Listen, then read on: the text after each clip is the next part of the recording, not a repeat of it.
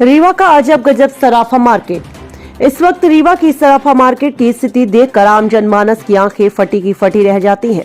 जिस बाजार में एक दिन में करोड़ों की सोने चांदी का कारोबार होता है, वहां ग्राहकों या खुद व्यापारियों तक के लिए शौचालय या बाथरूम की दूर दूर तक कोई व्यवस्था नहीं।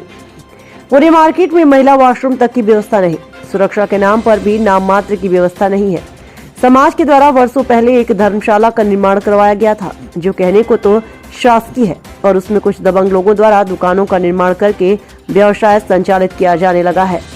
गंदगी का आलम तो ऐसा है कि घुसते से ही 100 तरह की बीमारियों को यह करोड़ों का मार्केट आमंत्रण देता है। कहने को तो मार्केट के अध्यक्ष उपाध्यक्ष सब हैं, पर आज तक किसी की नजर इन आलमों में नहीं पड़ी। हमने सराफा मार्केट के ही व्यवसायी और all India anti crime council के जनरल सेक्रेटरी जय कुमार जड़िया से बातचीत की, जिन्होंने प्रशासन की इन कमियों के संबंध में विस्तार पूर्वक चर्चा की। आइए दिखाते हैं आपको कुछ द्विवेदी की खास रिपोर्ट से। क्या नाम है आपका? मेरा नाम जय कुमार जड़िया।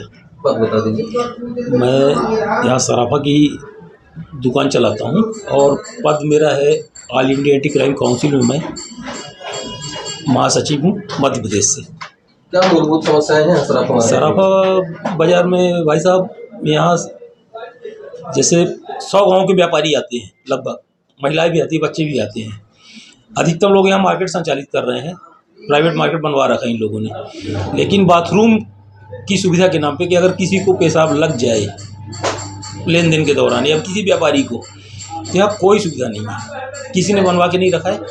एक सरकारी कॉम्प्लेक्स है जो काफ़ी पीछे है, आप जहाँ बैठे हैं यहाँ से लगभग 10 मिनट का रास्ता है, और सोने जैसी महंगी चीज़ों का व्यवसाय यहाँ होता है।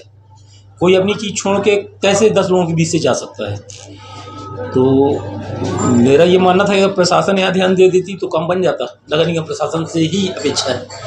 दूसरा, एक धर्मशाला बनवाया गया था समाज की तरफ से, जिसमें निर्माण तो किया गया था, दुकानों का और ये बाथरूम वगैरह सब बनवाए गए थे, लेकिन धीरे धीरे संचालकों ने दुकानों को, बाथरूम को ही दुकानों में तब्दील कर दिया। और एक आध बाथरूम उनके ऊपरी मंजिल में है जिसमें उन्होंने ताला लगा रखा है। पूरी तरह से एक मतलब अपनी संपत्ति समझ के उसमें कब्जा कर रखा है, किसी को जाने नहीं देते। और ना ही उनमें किसी ऐसे चौकीदार वगैरह को लगा रखा है कि देख रेख करे जाए, और ये काफ़ी समय से चल रहा है। इसके अलावा भी बहुत सारी परेशानियां हैं सराफा के अंदर, जिसमें अगर धीरे धीरे ध्यान दिया जाएगा तो। सुरक्षा व्यवस्था के नाम पर प्रशासन के द्वारा यहाँ क्या सुविधाएं? सुरक्षा के नाम पे कुछ भी नहीं है, शून्य है। कभी कोई बात हो जाती है तो व्यापारी दौड़ते हैं पुलिस के पास। पुलिस टाइम पे आई तो आई, नहीं तो 2-4 दिन में आती है। इस तरह यहाँ शॉर्ट सर्किट की समस्याएं आई थी, एक चोर को भी पकड़ा गया था, तो उसके बाद भी प्रशासन ने इस पर कोई कार्रवाई नहीं की। प्रशासन ने अपनी स्तर पे जो कार्रवाई की है, लेकिन वो चोरी है, जमानत पे छूट जाते हैं, फिर वही हरकत करते हैं।